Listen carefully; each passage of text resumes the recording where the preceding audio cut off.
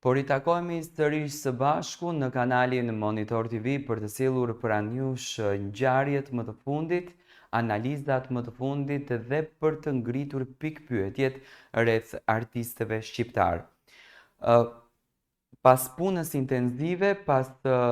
dëshirës së madhe së saj për të sjellur projekte, për të sjellur këngë, për të sjellur bashkëpunime, për të mbushur kanalin e YouTube-it me videoklipe, me gjithçka tjetër, Egli Tako, siç duket Gjesti po shijon të gjitha momentet e bukura në për koncerte.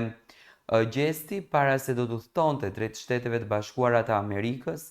tregoi që ka punuar një këngë, tregoi që ka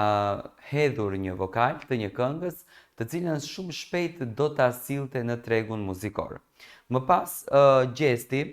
udhtoi drejt Shteteve të Bashkuara të Amerikës, u kthye në Kosovë, me shumë intensitet kuptuam që ai ka regjistruar vokalin dhe tek grupi të cilin e ka ndërtuar në Instagramin e tij, ai solli disa voice ku këndonte këngën me zërin e tij, domethënë, për të kuptuar publiku se çfarë demoje dhe për çfarë kënge konkretisht bështe fjalë. Pas kësaj gjëje, të gjithë me shumë dashuri e prisnim që kënga të del sa më shpejt. Në fakt, pritëm edhe në koncertin në Gjermani që Gjesti të na këndonte një pjesë prej këngës që të shuanim kuriozitetin se për çfarë këngë bëhet fjalë, u komentua shumë kënga, titulli I këngës Gasolina, do të thënë lidhet me dy kuptime, gasolin lidhet me tjetër kuptim, ndërsa gasolina ka një tjetër kuptim. Gjesti pati një lloj edhe reagimi dhe reflektimi në Instagramin e tij që realisht e ka edhe me të drejtë deri diku, sepse shumë lajme kanë patur një konotacion krejtësisht tjetër për interpretimin e gjës të cilën dëshiron ta sjellën Gjesti, por normal në këtë pikë të karrierës dhe të suksesit që Gjesti është, normalisht është ajo që urrejtja, inati, xhelozia, mlefi kundërdrejt imazhit të tij, kundërdrejt vlerës së tij, kundërdrejt njeriut të tij është shumë e madhe dhe ka shumë nga ato xhelozët të cilët dëshirojnë ta ulin vlerën e Gjestit deri në tokë. Nuk kemi akoma asnjë lloj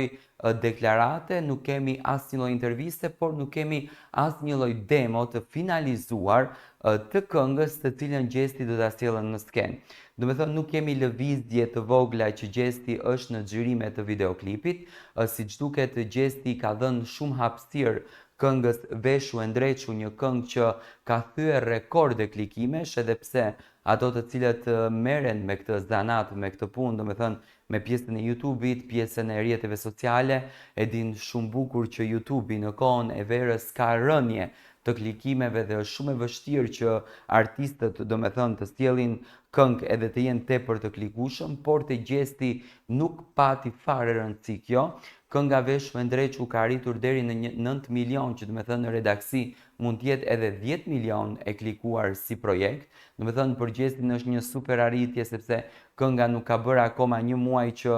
është e publikuar, por siç duket tashmë është koha që nga ana e Gjestit të dëgjojmë këngën Gasolin. Një këngë e cila do të vi me shumë energji të bukur, do të vi me shumë pozitivitet, do të jetë një ritëm I papar, do me thënë dihet, Gjesti njihet për këto